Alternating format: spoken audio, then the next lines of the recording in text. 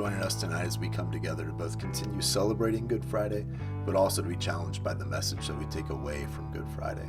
I hope everybody had an opportunity to view Francis Chan's teaching that Right Now Media put out for us. It's such a powerful clip, the way that Francis teaches and speaks. Tonight, as we use his teaching as a springboard to think a little bit more about our specific context, I hope that this really prepares your heart for the next 2 days. Right now, I'm standing in the worship center. I'm reminded of a few different things as we get ready for Easter. One of the main ones being the fact that we're not doing the Passion Play this year. I've talked to a few people as Easter has gotten closer and we're not meeting together as the church because of this coronavirus. We've talked about the Passion Play and the fact that we had already planned on not doing it this year, but how difficult it would have been if we would have been practicing and getting ready and putting in this time and this work to present the Passion Play and then not to have been able to do it. And yet, while not doing it this year, there are still so many things that come to my mind as I stand even here right now in the middle of the stage. This, if you've been here the last few years, this is where the play starts. People walk out from behind me. They come down into the Last Supper scene, the disciples coming one after another. We lastly get to see Jesus come into the scene. There are so many things that he is doing during the scene, so many things that he is still continuing to teach and continuing to be there and show his friends that he cares about them and he loves them in the midst of, while obviously knowing that the end is coming. Even with the end coming, Jesus continues to approach different individuals, teaching them specifics because of what they're going through in different moments, because of what they're dealing with. Whether it's someone that's arguing about who's going to be first or last in the kingdom, or someone arguing about who's working harder than others, Jesus approaches them and puts those arguments to rest. As he implements the Lord's Supper, he's also showing them what it means to be a servant. As he gets down and he washes their feet. Right here, right where I'm standing, I've had the opportunity to get down on my knees and to wash the men's feet, to understand a little bit of what Jesus is talking about. That's something we're supposed to do one for another, to continue to serve one another. Not just because it's easy, not because it's necessarily something that we're good at, but because we're to be a servant, to consider others better than ourselves, to consider others more important than ourselves. It's what Jesus did. I'll never forget some different lines from the play, but they're ultimately Jesus' words. Jesus says, "The Son of Man must die, as scriptures declared long ago. But how terrible it will be for the one who turns him in, the one who turns traitor to the Son of Man. Better for him to have never been born than to do this." Right as Jesus is there next to Judas, I can picture myself getting to the end of the table and Judas is there. I'm saying this knowing that he's listening, knowing what's about to happen. Judas turns to Jesus and he says, "It isn't me, is it, Rabbi?" And Jesus says, "Don't play games with me, Judas. Do what you must do, and do it quickly." And Judas gets up from the table and he leaves. He walks away from Jesus. Judas knows what he's about to do. Jesus calls it out, and Judas walks away. It seems so awful, but at the same time, I can't help but think, do we not do the same thing? Do we not continue every day to blatantly disregard what Jesus has just put out in front of us, what he's just taught us about, maybe on Sunday during a message or while we're listening to something during the week, and turn around and do the very thing that Jesus just talked about. How do we seemingly forget that Jesus loves us, that he died for us? There is no greater love than this, that a man should lay down his life for his friends. The last few weeks have been difficult. It's been hard being away from our friends, being quarantined to our own homes. This weekend's going to be hard. As we think about celebrating Easter, not gathering together in this place, not gathering together as the church.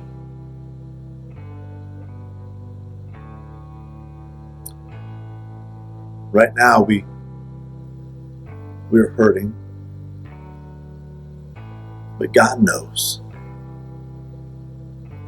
God knows what's going on. He has a plan in the midst of this. Even if we can't see it, even if we don't know what it is, God's still in control. God's still good. We're still going to celebrate Easter. The last line from this scene that I'll always recall is when Jesus is talking to Peter.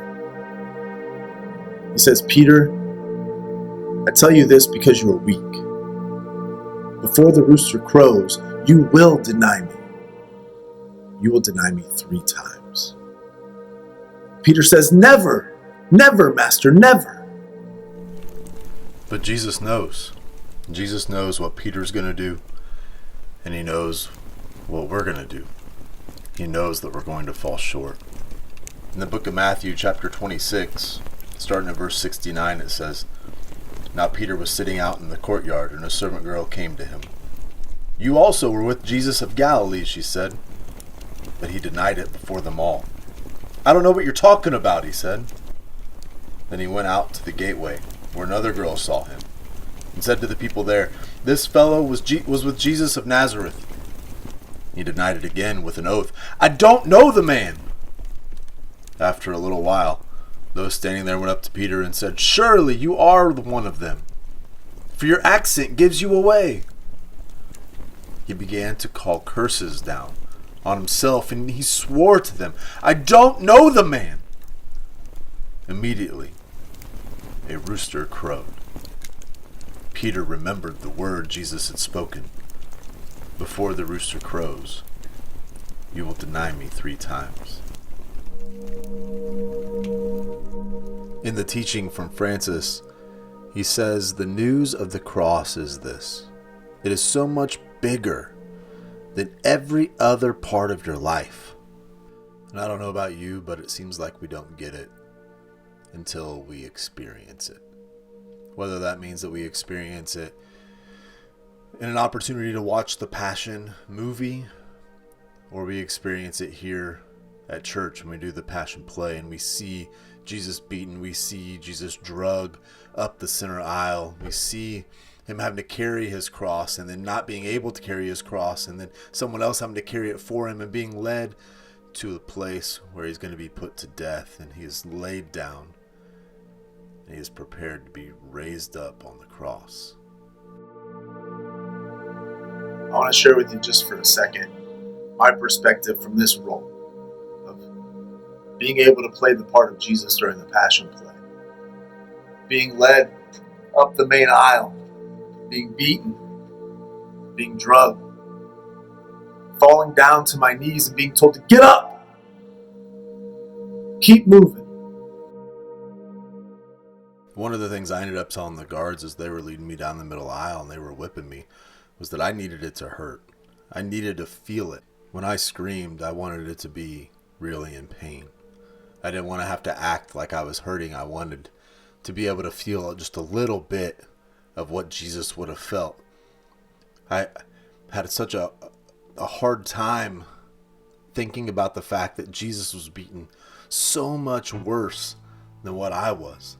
Jesus was beaten so badly, and here I am getting beaten with these little bitty ropes with little knots that just make it look like it hurts a little bit.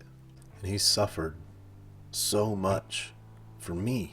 I don't know if this makes sense to you or not, but in my mind, what I was going through was my way of saying, you are worth this to me. Your message, the love of Christ, and people understanding it better is worth me going through a little bit of pain.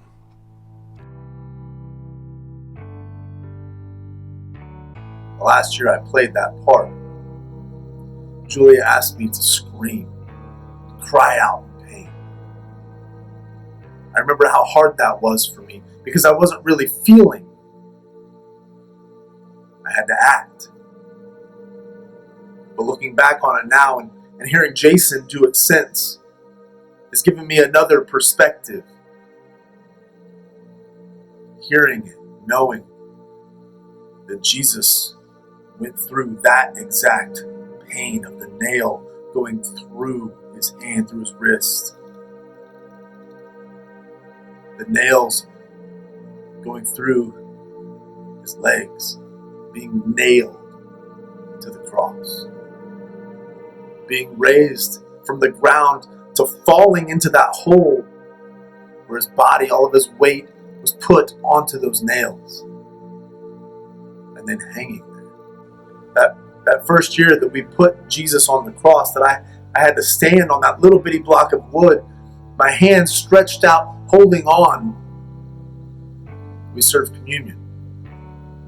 We had practiced this a little bit because we wanted to make sure the guys could get me up and stand me upright, that I would fall in and we could put the wedges in place so the cross wasn't leaning too much. We put all these things in place. We practiced all these different things. We had an approximate time of how long it was going to take to serve communion while I was up on the cross. I don't think we realized just how long it was really going to take. So that first night, as I stand up on the cross, I remember looking out to a pretty dark room, but yet I could still see people. And at that moment, that time of communion, seemed like it just kept going and going and going. And as I was standing there, I started to get tired. Arms outstretched, legs on this little block of wood getting weak. I was just waiting for the communion time to end, to hear the sound of the transition to Jesus going from alive to dying. And it came, finally it came. And I thought, finally I can change my position. I don't have to be completely outstretched, completely upright. I can relax. I can take some of the pressure off the parts of my body where it had been for so long. As I went down to the position of just trying to rest fully on my arms, take the pressure off my legs, I realized that my arms couldn't hold me. And I started shaking. I couldn't wait for Clayton and Terry to come and to get me off the cross and to carry me to the back. I'm standing up there. I'm supposed to be dead, and I'm shaking and shaking. I can feel my legs tremble. As I look back now,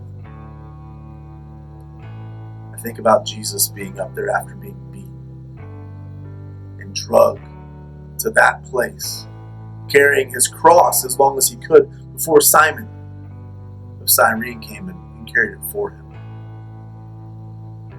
I think about what Jesus endured because of me. The fact that he went to that cross and he suffered that death when he was the one, the only one that didn't deserve it. It actually should have been me. Do you realize what we're celebrating this weekend? Do you realize what Good Friday is about? This death that Jesus is going to should be your death. This death that Jesus went to shouldn't be him. He's the one that's perfect. He's the one that's getting accused of things that he actually didn't do. We're the ones that get the shame, get the guilt taken off of us. We have a job as the church to continue to pass this on to the next generation that's coming behind us. We have kids and we have grandkids that are growing up in the church, that are watching us as we say that we're Christians, as we claim to be living this life that is thankful for the blood of Jesus Christ, and yet we continue to do whatever we want. We act as though it doesn't matter. And yet this is our time to show that it does. Maybe you're at home right now and you're wondering what this weekend's going to be like with the pandemic and not being able to come to church. And I've said this from the very beginning. I think this pandemic is an opportunity for us to be the church. Each individual person to be the church. Maybe that's you're at home and this weekend is about you teaching your kids what it means to celebrate Good Friday and teaching your kids what it means to wake up on Sunday morning and to celebrate Easter. Maybe that means you're at home and you aren't with the family. You're there by yourself and you feel like you're alone and you feel lonely right now and you haven't had that interaction with people, but you have the chance to make phone calls and to show people that they matter, that they are important, that it isn't about just who's going to call me, but I'm going to call you, I'm going to reach out to you, and I'm going to love you, because that's what the church is supposed to do. We have that opportunity this weekend as we look at Good Friday and we see what Jesus did for us on the cross. We are going to do something for someone else. We're going to be the church.